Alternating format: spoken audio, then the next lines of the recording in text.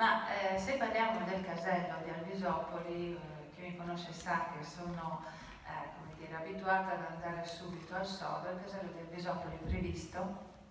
è finanziato insieme alla bretella che raggiunge la statale 14. Quindi la strategicità di quest'opera è stata mantenuta tutti questi anni all'interno del progetto della terza corsia,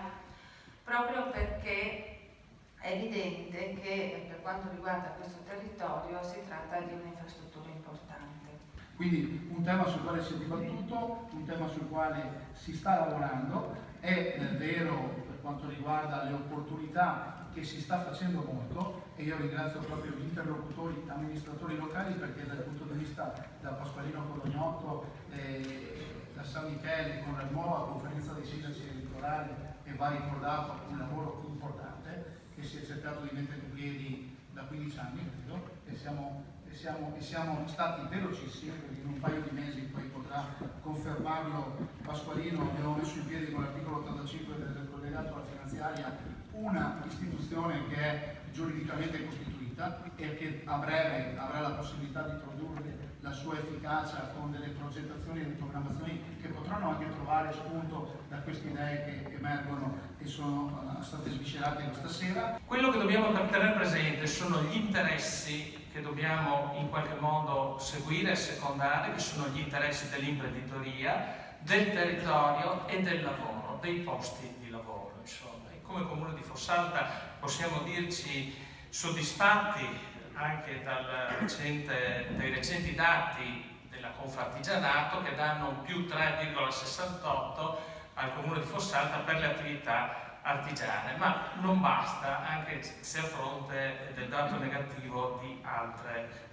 realtà, perché stiamo vivendo questa ripresa molto lenta, molto difficile, ma possiamo dire di essere ancora pienamente dentro la crisi economica. Credo che la differenza rispetto agli anni di cui abbiamo parlato, agli anni 90, sia essenzialmente questa. Gli anni 90 erano un periodo ancora di crescita, di espansione economica, i nostri sono anni, perlomeno dal 2008,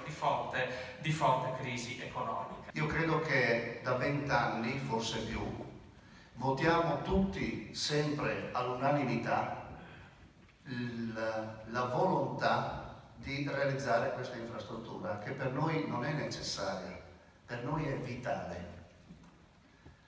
Quindi vi chiederei una cortesia, per dimostrare quanta comunità siamo rispetto a questo problema, di alzare la mano tutti coloro i quali sono residenti a San Michele o che a San Michele e Bibione hanno interessi, seduti in questa sala.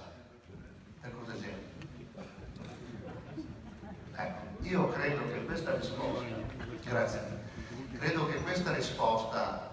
del pubblico presente rispetto a questo tema, che peraltro ringrazio già in anticipo la Fondazione l'Avvocato Matera come moderatore, perché ci ha dato modo di parlarne ulteriormente, fuori dagli ambiti dei consigli comunali dove non ci va più nessuno, per dire che noi non solo la vogliamo, ma siamo proprio ancorati a quest'idea di sviluppo del nostro territorio, di qualificazione del nostro territorio, che passa attraverso la realizzazione anche di questa struttura.